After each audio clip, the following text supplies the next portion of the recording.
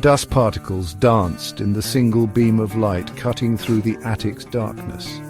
Emma coughed, waving her hand to clear a path. Cobwebs clung to her face as she pushed past a forgotten easel and a stack of musty canvases. She was searching for her grandfather's old record player, the one he used to tell her fantastical stories about. Instead, her hand met smooth, cold bakelite. There, on a shelf buried beneath a mountain of forgotten treasures, sat an old radio. It was a thing of beauty and age, with a large circular dial and a speaker covered in faded velvet. Emma carefully lifted the radio, surprised by its weight. It felt strangely significant in her hands, a relic from a time long past. As she blew off the thick layer of dust, she noticed a faint humming sound emanating from within. Curious, she brought the radio closer to her ear. The humming grew louder, transforming into a soft, rhythmic static. It was like a heartbeat, steady and relentless.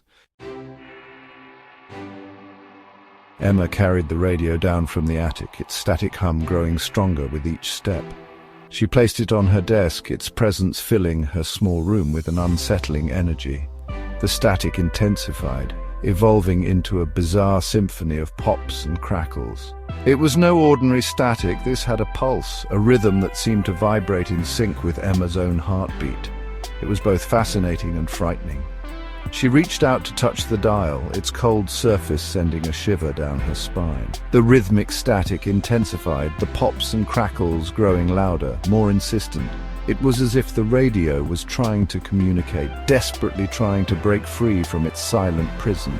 The sound wrapped around Emma, pulling her in, making her a captive audience to its eerie performance. Emma tried to turn off the radio, but her fingers seemed to slip on the smooth bakelite. It was as if the radio itself resisted her touch, determined to continue its unsettling broadcast. The static reached a fever pitch, a cacophony of sound that filled the room, pressing against her eardrums. Her heart pounded in her chest, mirroring the frantic rhythm of the radio. Then, through the chaotic symphony of static, a new sound emerged, a whisper.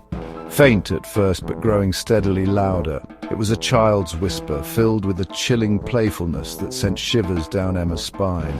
The whisper seemed to emanate from the radio, yet it felt like it was all around her, swirling in the air, seeping into her very being. The radio dial, bathed in an eerie glow, began to move. It spun wildly, a blur of numbers and lines as the whisper grew louder, more insistent. Each frequency brought a new wave of static, each one more intense than the last. The air crackled with energy, charged with an unknown force that sent goosebumps erupting across Emma's skin. She felt a cold sweat break out on her forehead, a sense of dread coiling in her stomach. Then, as suddenly as it began, the spinning stopped. The static ceased. In the silence that followed, the child's voice, no longer a whisper but clear and bright, echoed through the room. "Found you." A chill ran down Emma's spine, and she slowly turned towards the old, dusty mirror in the corner of her room. Reflected back at her, she saw the silhouette of a child holding a radio. A wide, unsettling grin spread across its pale face.